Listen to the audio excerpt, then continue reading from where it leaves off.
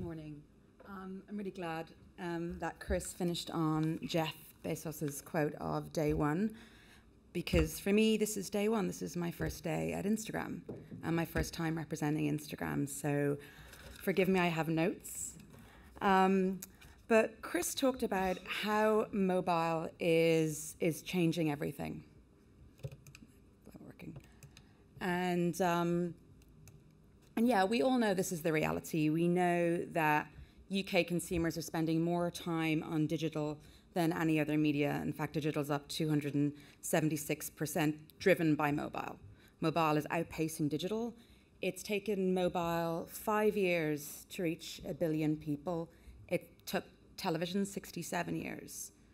So there are two thoughts I'd like to unpack today based on what this poses for retail, and if we really think that retail could be the ultimate shop front. The first one is at the expense of what? At the expense of what other media are people spending all this time on mobile? Is it TV? Is it press? The answer is no. TV is only down 2%. Press is down marginally, but the digital version of press is up. So it's not cannibalization of other media. In fact, mobile has actually created a new day part, a new type of behavior.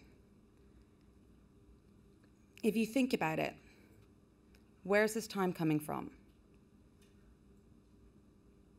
I know that I don't have many more hours in the day like most consumers, but this time is coming from those bite-sized minutes that we have in our day, whether it's queuing for a cup of coffee, whether it's waiting for something to download, ad breaks in television, in meetings, watching presentations. People are finding small bits of time to consume media.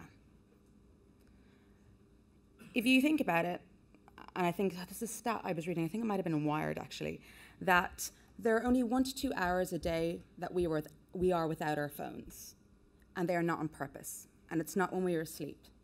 It's when our batteries have died and we're waiting for our phones to charge. So that begs the question, what are people doing and how are they behaving in these short spaces of time that they have? And what does it mean for retail? Well, as Chris alluded to, they're snacking.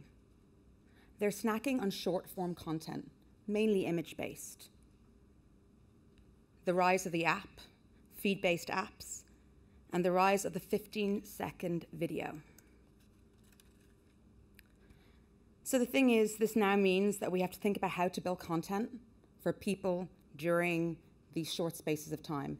This isn't really new information, but what I'm trying to understand is why we aren't investing in creating the content to serve people. If you think about the investment from a creative point of view and from a media point of view, disproportionately more money is spent in creating TV and cinema ads, where the disproportionate amount of time for people is spent snacking and focusing on their phones. So I'm going to share some insights that I've learned recently that may help. The first one is from a research company called GfK. They did a study this year in May to understand, it was around multi-device usage. And if you're really trying to understand the device ecosystem, I strongly recommend you read it. The first thing I thought was interesting is that two out of every 5 people switch device to finish a specific task. And twice as many switch on a more regular basis, so we're a nation of switchers. The interesting thing is that people switch or trade up to bigger screens to finish a task, which correlates to what Chris was saying. But the primary starting point is mobile, and the key factor in all of this is returning home, people's journeys, analog and digital meeting.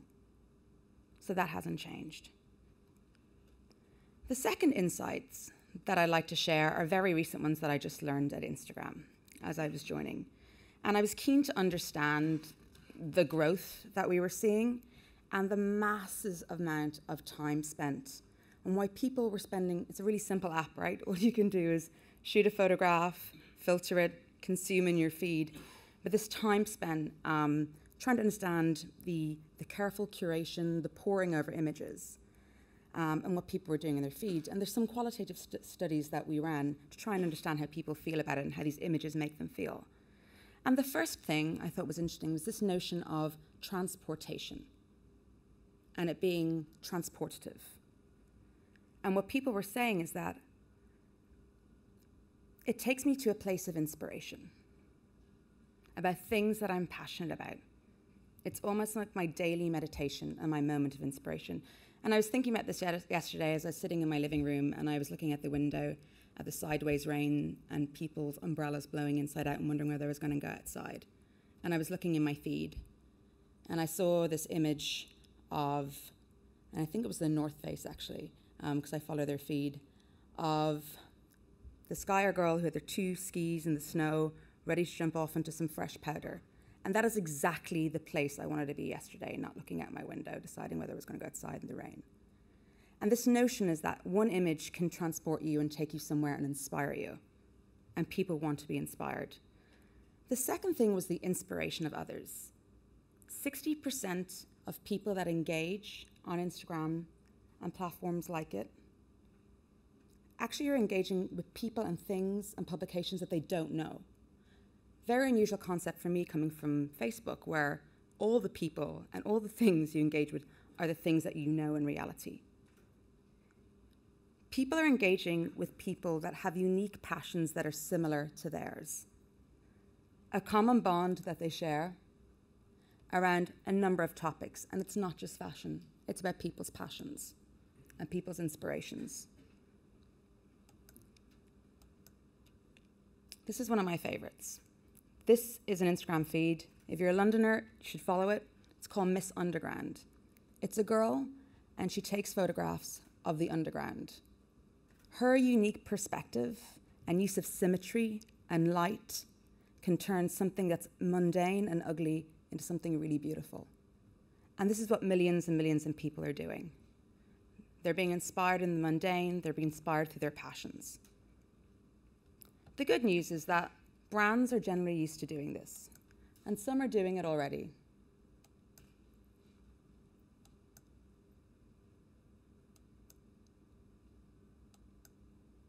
The usual.